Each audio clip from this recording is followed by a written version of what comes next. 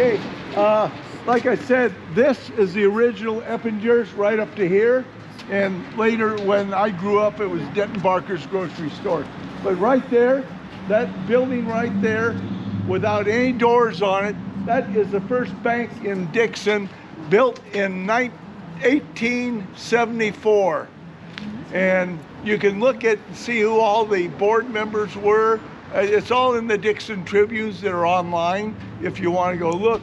But that is our first bank in town, and it's being restored. The old vault and everything is still in it. Yeah, and right next to it, there says barber shop. That was the Exchange Bar. One of the first bars in town was right there. Yes? Why isn't there any doors or anything in the Huh? building now? Why is there no doors or anything in the Well, building because now? he's restoring. Oh, because in the old days, they had iron rods that they locked on the inside. There's actually 3 swinging doors there. In other words, when it opens up, the whole side opens up. And it's restoring it. So all it's got right now is plywood with stucco right now. Yeah, but it will be, he's putting the old swinging doors on it, and the vault is still in there. Yeah.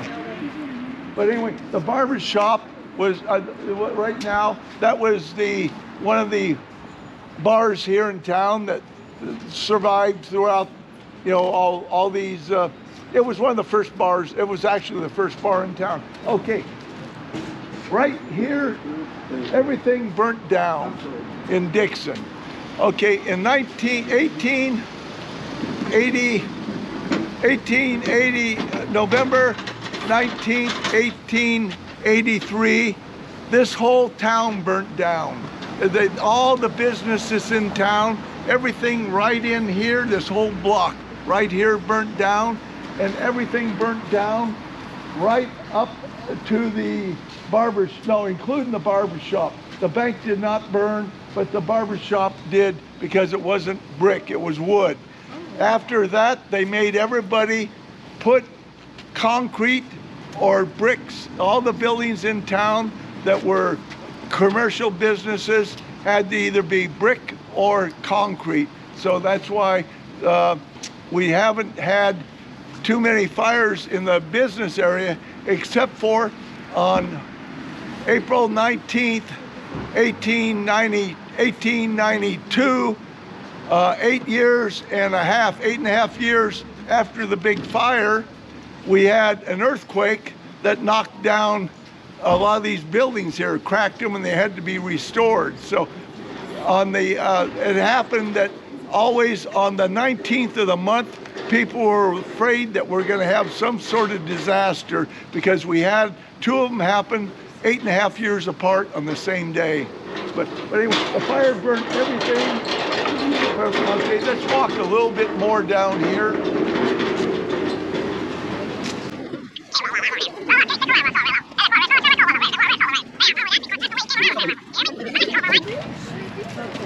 Originally we had what they called we had the Knights of Phivius, which was after the Civil War, the Union Confederate people got together and they formed an organization nationwide, and it was called the Knights of Phivius. And we had, there was a big building here, and it was, the Opera House was included in it, and the Knights of Phivius were in it. And it was also called at one time the Dixon Hall, where they had graduation ceremonies for high school, because back in the old days, they only had 6 students graduate from high school.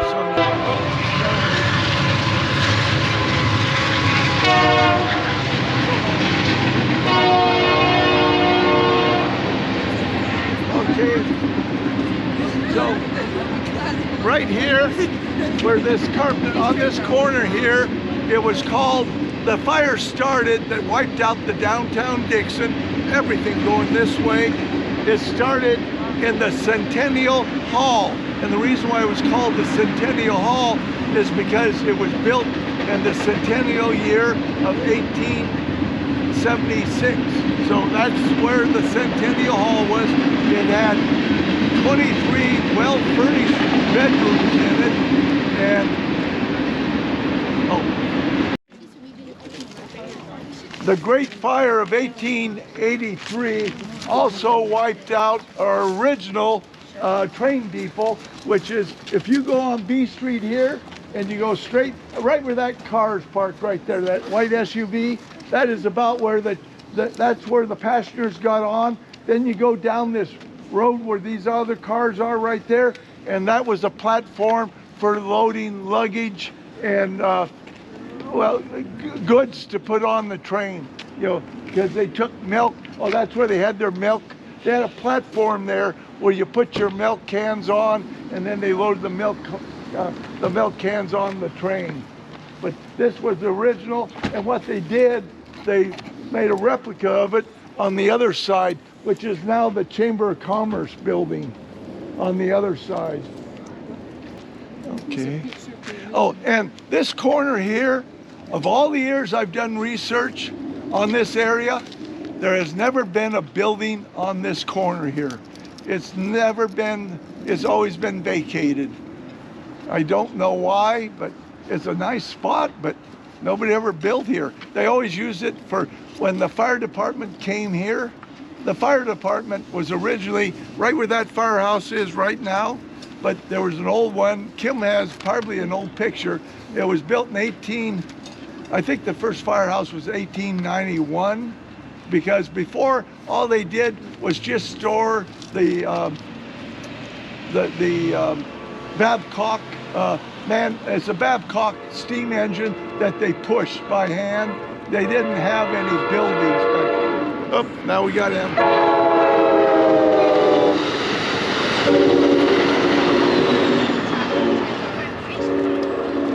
Okay, that firehouse right there was actually built in 1929, and that's the one that we all grew up knowing as our firehouse here in town. Yeah, 1929. But before that, they stored their equipment at businesses around town. In fact, over there at Pardee's parking lot is where they kept the carriage. The man-push carriage was over there at Pardee's parking lot. Ooh, Pardee's. Okay. Oh, across the street here, I don't remember the year, but originally it was a Mitchell lumber yard. Later became West Valley Lumber, and then it became Dixon Lumber, and last it was become Dixon Lumber and Hardware. In fact, when this burnt down, it was Dixon Lumber and Hardware, roughly the year 2000, I think, is when it burnt down. And then they moved the Ace Hardware, 1998, around there, 1998, yeah. And then the Ace Hardware moved out there to where you know it on First Street out here. Yeah. Oh yes, the Methodist Church is across the street. See the steeple above the train depot there? That's the Methodist Church. How do you think the Methodist Church got to Dixon? How would they have moved a building back in those days? A truck? What do you think? This was 1868. Like those trucks where they pick it up like, and then like pick it up and like drive off. That's very close. And how would they have moved it though? Break it. They would have brought all the lumber. Lumber? All of the glass. No. Yeah. It came in one whole piece. Well, Bill will explain how that was moved. All right, let her explain. Bill will explain to you how. Okay, they moved them. Actually, the Empire Hotel, the one I talked about over there at the Women's Improvement Park, and the Methodist Church were brought in by logs. They rolled them on like a post right there, but they're big logs, and they roll. What it is, you put the logs underneath it, you drop it down, and then you hook your harness up your mules and stuff, like 40 or 50 mules, and you pull it. You have it attached to the building, and you pull it, and then when you pull it off a log, then you go and pick up the log behind and you put it in front. So you're always picking up the logs in the behind and putting them up front, which was quite a job. And they pull them all the way from Sylviaville, which is roughly 3.5 miles as the crow flies, and that's how they traveled back then. They didn't go down property lines, they took the shortcuts across everybody's field and stuff, but that's how they got the Methodist church in the Dixon. Oh, and also they could not pull it over the railroad tracks, so they dropped it there. Otherwise, it could have very well perished in the 1883 fire. Yeah. So maybe it's a blessing they couldn't pull it over the tracks. Your name in the concrete? What? Well, someplace here, there's a fireman. There's the firemen put their names in here. See if we can find it. Hey, you found them? This. You have to look at this one. Oh, you found them, huh? Do you see a name? Oh, you're okay. Look at all the names. Excuse me,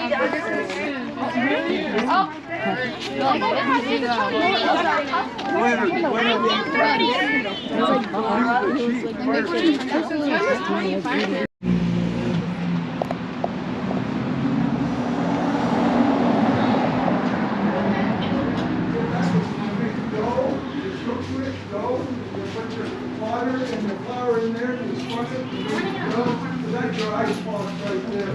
Ice goes in the top floor and a cooling refrigeration is in the bottom.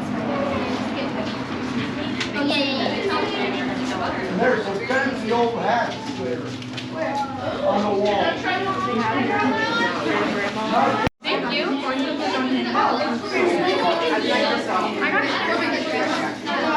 Wait, cheese at one. Oh, yeah. Yeah, I got one. Thank you.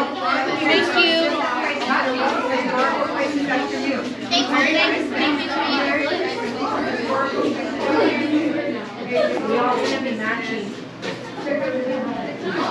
Here's our first fire bell in Dixon.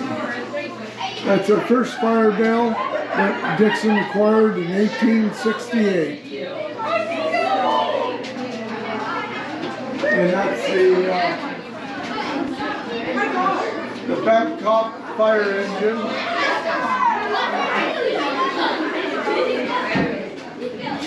The Babcock fire engine, and probably around 1891, they're harnessing up to the 3 horses, and they're dropping the harnesses on them so they can make a quick getaway.